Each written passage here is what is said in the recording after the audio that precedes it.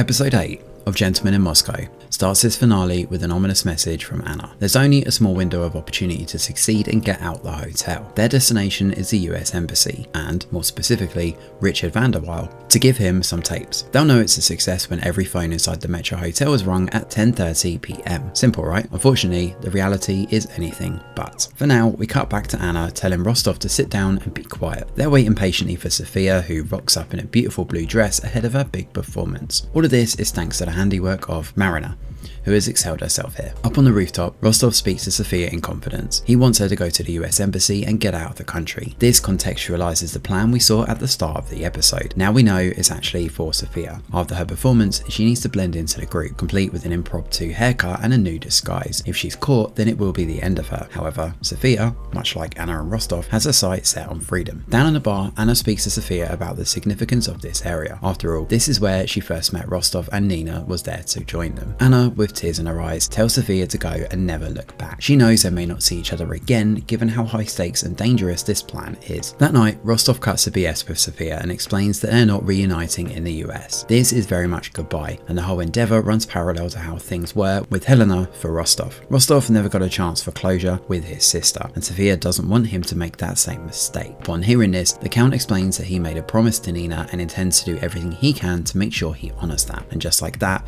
Sophia leaves the hotel for the last time, and Rostov says goodbye, his voice wavering as he realises this is the last time he's going to see his daughter. Rostov toasts to a life lived without regret that night, believing that while life has its downs, it also has its ups too, and without sorrow there would be no joy. Having made peace with his fellow comrades, Rostov heads upstairs, where Osip happens to be. Osip explains he's seen a lot of people die and knows that his time is coming to an end. He's lost his daughter and wife, who are both dead, and regrets the last moments he had with them, or didn't, as fate would have it. Time is a cruel mistress, and having turned his back on her, Osip is now paying the price, wishing he had more of it to say goodbye to his beloved. Osip continues, telling Rostov that he sees him as a friend and warns that Sophia is an important asset to the state. Their foolproof plan? Well, it's not so foolproof after all. Osip knows that people are going to be watching all three of them. Part of that stems from Sophia's place in the performance, which is changed so she's going to go on later than scheduled. This also means that Anna and Rostov may not get their phone call either. While they sit and worry, Anna and Rostov decide to try and get some of that tension out by dancing together. As they move, Rostov and Anna discuss their chances of escape. They both resign themselves to not having the happily ever after. Part of the plan though stems from two passports being left at the hotel, which Anna and Rostov can conveniently use for themselves. Unfortunately, Bishop ends up sniffing about and he sees Anna leave the hotel, suspecting the worst. In fact, as Sophia plays her music, we cut back to the hotel where Rostov notices Bishop searching around the three seized passports and starts to piece together what's happened. When Bishop returns to his office, he finds Rostov sitting in this chair with two guns. He fires a warning shot next to the manager and has clearly had enough. After Sophia's performance, she snatches up her stuff and rushes out the room. When she does, the final curtain call arrives. Sophia is immediately spotted as missing and, despite cutting her hair, finds herself having to escape the watchful eyes of her teacher. She does well though, and eventually leaves while Rostov burns all the documents of Sophia and her family in the boiler room downstairs in the hotel's basement. He leaves Bishop chained up and alone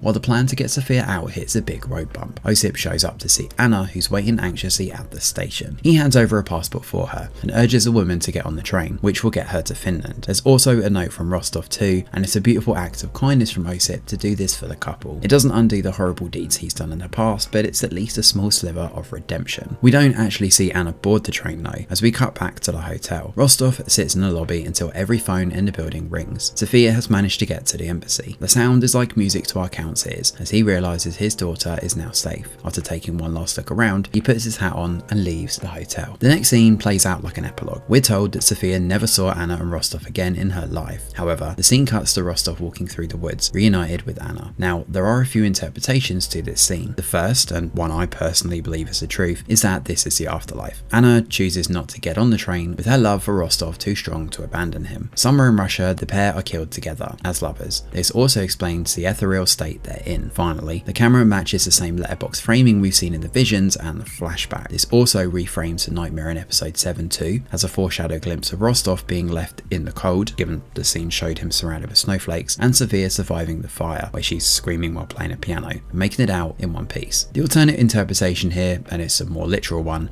is that Anna and Rostov escape Russia. They make it on the train together, or individually, and manage to evade the authorities. Perhaps they both made it to Finland, and the epilogue shows their lives together living off the land in the wilderness. For now, the ambiguity is left up to you, dear viewer, to make up your own mind on how this one actually ends. And that is how episode 8 of Gentlemen in Moscow comes to a close. Thanks for watching, and do let us know your thoughts in the comments below. Smash a like or subscribe to the channel, your support is very much appreciated. I'm Greg Wheeler, and from all of us over here at The Review Geek, we'll see you on the next video.